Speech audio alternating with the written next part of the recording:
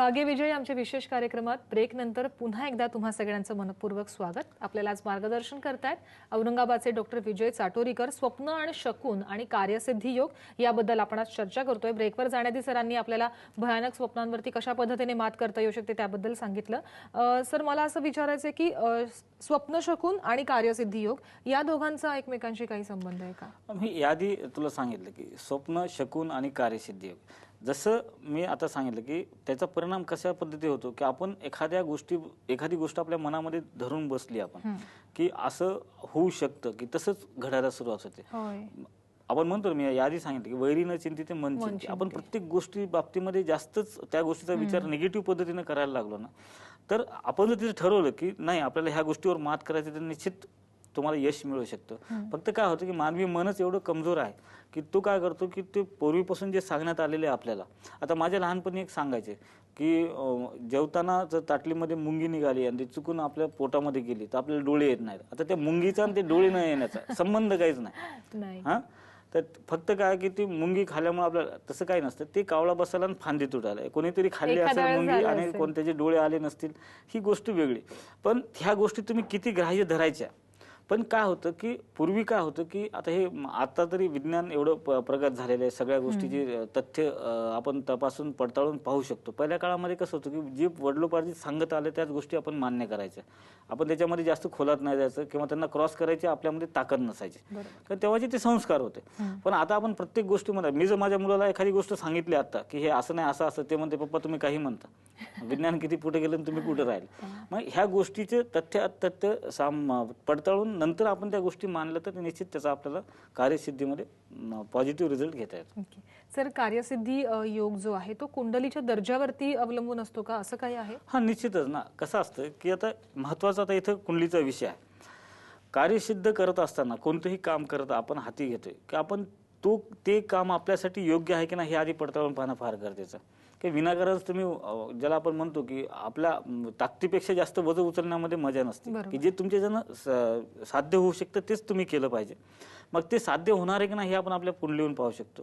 मग याच्यामध्ये तुमचे पंचम स्थान आहे, दशम स्थान आहे, चतुर्थ स्थान आहे, लाभ स्थान आहे, भाग्यस्थान आहे। ह्या स्थानाहून तुमच्या तिथल्या ग्रहमानाच्या स्थितीहून आपण हे पाहू शकतो की तुमची कुंडली तुम्ही जे कार्य हातात घेताय त्याला पूरक आहे का नाही। मग ती पूरक नसेल तर त्यावर उपाय पण करता येतात, की असं नाही की ते पूरक नाही म्हणजे तुम्ही ते करूच शकणार नाहीत। त्यासाठी तुम्हाला जाणकार ज्योतिषाचा सल्ला घ्यायचा की तुमचे कोणते ग्रह कमजोर आहेत, कोणते ग्रह पापग्रहाने युक्त आहेत, कोणती तुमच्या याच्यामध्ये चांगली शुभ युती झालेली आहे। यानुसार जर तुम्ही तसे प्रयत्न जर केले ना तर निश्चितच मला वाटतं की त्या ठिकाणी तुमचे कार्यसिद्धी योग साध्य होऊ शकतात आणि तुमची कुंडली कितपत तुम्हाला तिथे साथ देऊ शकते हे पण तुम्हाला आधीच कळू शकतं। नक्कीच सर, मला एक विचारायचं आहे की तुमचा सल्ला जर प्रेक्षकांना घ्यायचा असेल तर त्यांनी कशा पद्धतीने तुम्हाला कॉन्टॅक्ट करायचं? महत्त्वाचं काय असतं माहिती का, मी तुला आधी पण सांगितलं की सल्ला घेताना माझं एक मत आहे, सर्व प्रेक्षकांना एक विनंती करायची मला की बऱ्याच जणांचे कॉल्स येतात, मेल येतात मला, आणि मी प्रत्येकाला मी पुरू शकत नाही, कारण प्रत्येकाला मी प्रत्येक वेळेस स्पष्ट स्वतः नाही बोलू शकत। तर एक माझं पुण्यामध्ये कोथरूडला ऑफिस आहे, तिथे तुम्ही प्रत्यक्ष संपर्क साधू शकता। औरंगाबादला सिडकोमध्ये माझं ऑफिस आहे, तिथे पण तुम्ही प्रत्यक्ष माझी संपर्क साधू शकता। शिवाय तुम्हाला हे रत्न यंत्र माझ्याकडून काही हवे असतील तर तुम्हाला घरपोच पोहोचवण्याची पण व्यवस्था माझ्याकडे आहे। आणि त्यासोबतच मला एक म्हणायचं की तुम्ही जे काही तुम्हाला प्रश्न मांडायचे ते थोडक्यामध्ये मांडत जा, आणि त्यामध्ये तुम्हाला नेमकं काय पाहिजे ह्या जर गोष्टी सुचवल्या तर मला जास्तीत जास्त लोकांची सेवा करायची संधी मिळेल आणि सगळ्यांपासून पोहोचता येईल। नक्कीच सर, अशा कोणत्या कार्यसिद्धी आहेत ज्याच्यासाठी आपल्या कुंडलीतील ग्रहमानांचा त्याचा कसा परिणाम नेमका होऊन जातो?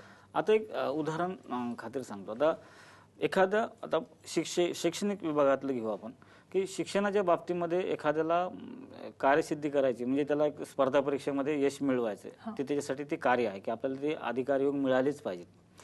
अशा वेळेस आपण त्याचे शैक्षणिक स्थान म्हणजे पंचम स्थान आहे, मग त्याच्या बुध हा बुद्धीचा कारक आहे, गुरु हा विद्येचा कारक आहे। ह्या ग्रहांची स्थिती आपण पाहू शकतो की त्याला त्या क्षेत्रामध्ये विद्या ग्रहण करून यश मिळू शकतं का, ही पहिली गोष्ट झाली। आता दुसरी गोष्ट, त्याच्या कुंडलीमध्ये अधिकार योग आहे का नाही हे पण पाहणं तेवढंच गरजेचं असतं। म्हणजे त्याच्याकडे विद्या ग्रहण करण्याची जरी क्षमता असली तर ते अधिकार योग पण मिळणं गरजेचं असतं। मग ती अधिकार योग, मग ते दशमस्थान, लाभस्थान, भाग्यस्थान आणि धनस्थान याच्यावरून आपण अधिकार योग पाहतो, त्याच्यामध्ये षष्टम स्थानाचा पण आपण विचार केलेला चांगला असतो. या सगळ्या गोष्टीचा विचार करून आपण पाहू शकतो की त्याला त्या स्पर्धा परीक्षेमध्ये यश मिळेल का नाही. तसंच आता दुसरं आहे की एखाद्या ठिकाणी आपण एखादा व्यवसाय करतोय आणि ते व्यवसाय आपल्याला भरभराट करायची, तर त्या दृष्टीनं सुद्धा आपण व्यापारामध्ये आपल्याला यश मिळेल का नाही. आणि मग ती कार्य जे व्यापार करतोय आपण, ती फील्ड जी आहे, समजा एखाद्याला खाद्यपदार्थ संबंधित व्यवसाय करायचा आहे, तर ते खाद्यपदार्थाचा व्यवसाय त्याच्यासाठी सूट होतो का नाही, बरोबर, हे आपण आधी कुंडलीहून जाणून घेतलं पाहिजे आणि त्यानुसारच ते आपण व्यवसाय सुरू केला पाहिजे. नाहीतर तुमच्यामध्ये जर ते नसेल, त्याच्यामध्ये तुम्हाला यश नसेल, तर मग तिथे तुम्ही किती जरी प्रयत्न केले तर तिथे यश मिळू शकत नाही. मग जर तुम्हाला तिथे यशच मिळवायचं असेल आणि ठरवलंच आहे की तुम्ही मला हे करूनच दाखवायचे, तुम्हाला ते प्रूव्ह करून दाखवायचं असेल, तर निश्चितच तिथे जाणकार ज्योतिषाचा सल्ला घ्यायचा आणि त्याच्यावरचे जे उपाय असतात ते उपाय करायचे. निश्चित तुम्हाला तिथं पण यश मिळू शकतं. फक्त सल्ला योग्य मिळणं फार गरजेचं असतं. बरोबर.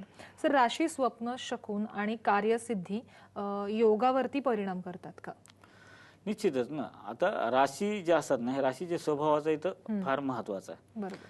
हा, की राशीचे जे स्वभाव असतात, आता काही काही राशी जे असतात, आता कन्या राशी जे आहे, एक त्यांचा कन्फ्युजन्स असतात, द्विधा मनस्थिती असते, सतत एक अनामिक भीती त्यांच्या मनामध्ये असते आणि लोकांमध्ये भीती निर्माण करण्याचं काम ते करत असतात. म्हणजे मी मागे एकदा उदाहरण दिलं होतं. माझ्या मित्रासोबत त्याच्या गाडीमध्ये जात असताना एक आमच्या मित्राची मिसेस, त्यांची कन्या रास होती. आम्ही रात्री असं अमावस्ये दिवशी प्रवासाला निघालो आणि प्रवासाला निघाल्यानंतर त्यांनी मध्येच म्हणले, अहो भाऊजी, म्हणे तुम्ही आज पंचांग नाही पाहिलं का? म्हणलं काय झालं, आज अमावस्या आहे ना. म्हणलं हो, काय झालं मग?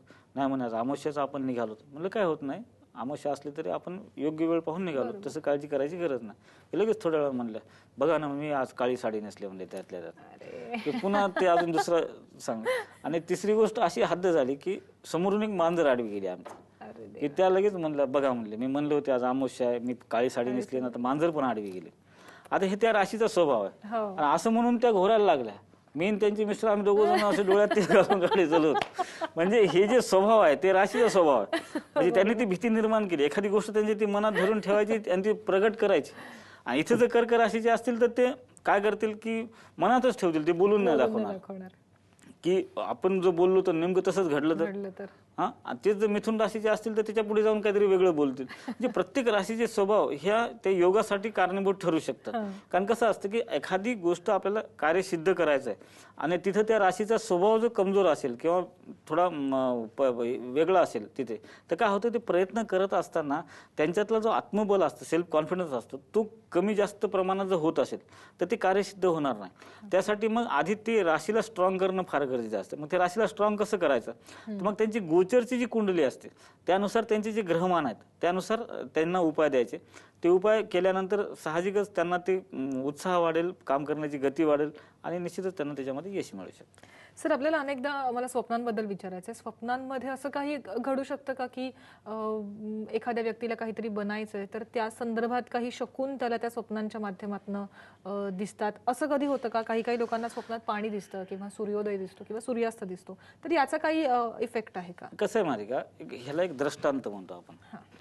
हा, दृष्टांत जे असतात ना की ते आपल्याला सूचक असतात. की समजा की एखाद्याला एखाद्या सिरियलमध्ये काम करायचं आणि त्याला पहिल्यापासून एक इच्छा आहे की आपल्याला ॲक्टर बनायचं आणि तो त्या दृष्टीनं स्वप्न पाहत असतो आणि मग त्याला सूचक स्वप्न. मग याच्यामध्ये सूचकमध्ये दृष्टांतामध्ये पॉझिटिव्ह स्वप्न कोणते धरायचे, मग तुम्ही प्रवास करत असतानाचा जो असतो, मग ते प्रगतीचं लक्षण आहे. विमानात प्रवास करताय तुम्ही, तर तो सुद्धा प्रगतीचं लक्षण आहे. किंवा आता तू जसं म्हणलीस की सूर्य उगवताना दिसणं, सूर्य उगवताना दिसणं म्हणजे प्रतिष्ठा आणि प्रसिद्धी मिळणं, ह्या दोन गोष्टी. सूर्य हा प्रसिद्धीचा कारक आहे, प्रतिष्ठेचा कारक आहे आणि प्रेझेंटेशनचा कारक आहे. मग तुम्हाला तुमचं प्रेझेंटेशन तिथे परफेक्ट होऊ शकतं, तुम्हाला प्रसिद्धी मिळू शकते, त्याच्यामध्ये तुम्हाला प्रतिष्ठा पण मिळू शकते आणि पैसा पण मिळू शकतो. ह्या सगळ्या गोष्टी त्याच्यामध्ये आपण गृहीत धरू शकतो की हे असं स्वप्न पडलं, त्याचा अर्थ असा निघू शकतो. अशा पद्धतीनं आपण एखादं करिअर ठरवत असतो. बऱ्याच जणांच्या मनामध्ये एक सुप्त इच्छा असते की मला विमानानं प्रवास करायचा आहे आणि ती इच्छा असते मनामध्ये, पण ती शक्य होतं का नाही होतं याच्याबद्दल कन्फ्युजन्स असतात. मग अशा माणसाला जर कधी विमानात प्रवासाचं स्वप्न पडलं तर निश्चित समजायचं की त्याच्या भविष्यामध्ये कधी ना कधी तर तो विमानानं प्रवास करणार आहे. किंवा एखाद्याला बाहेर देशात जायची इच्छा असेल आणि त्या पद्धतीनं त्याला जर विमान उडतानाचं किंवा उड्डाण घेतानाचं स्वप्न पडलं तर निश्चित तो दूरच्या प्रवासाला किंवा परदेश गमन त्याच्या याच्यामध्ये लाभू शकतं, त्याला मिळू शकतं. ओके. सर, आपल्याला एखाद्या कार्यात सातत्यानं अडचणी येत असतील तर कुंडलीतील नेमकं कोणतं ग्रहमान आहे जे कारणीभूत ठरतं? एक मी तुला सांगितलं की कोणतंही कार्यस्थान म्हणजे आपलं कर्मस्थान जे आहे ते आपलं दशमस्थान आहे कुंडलीमधलं. आपण प्रत्येक कुंडलीमध्ये काम करत असताना आधी स्वतःचं कर्तृत्व पाहणं ते आपण दशमस्थानावर पाहतो, की कारण तुम्हाला कोणते काम करायचं तुम्हाला स्वतः प्रयत्न करणं फार गरजेचं असतं. लोकांनी सांगून करण्यामध्ये आणि आपण स्वतः करण्यामध्ये खूप फरक असतो. तर मग दशमस्थानाचा आधी विचार करायचा की तुम्हाला जर दशमस्थानामध्ये अशुभ ग्रह असतील, राहू असेल तिथे किंवा पापग्रह असेल, मंगळ असेल, तर काय होतं की तुम्ही कामाला सुरुवात करता आणि सतत काही ना काहीतरी अडचण येतात.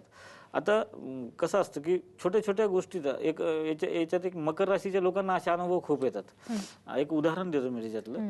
एक माझा मित्र आहे देशपांडे नावाचा, त्याची मकर रास आहे, पण ते साधं सोपं बँकेत जरी चेक जमा करायला गेला तरी त्याला अडचण येते. म्हणजे तो चेक जमा करायला जाईल तर चेकच त्याचा गहाळ होईल, सापडणार नाही, किंवा मग तो चेक सापडल्यावर तो बँकेवाल्याने ते ब्लॉक केला असेल, तो आता पुन्हा ओटणार नाही.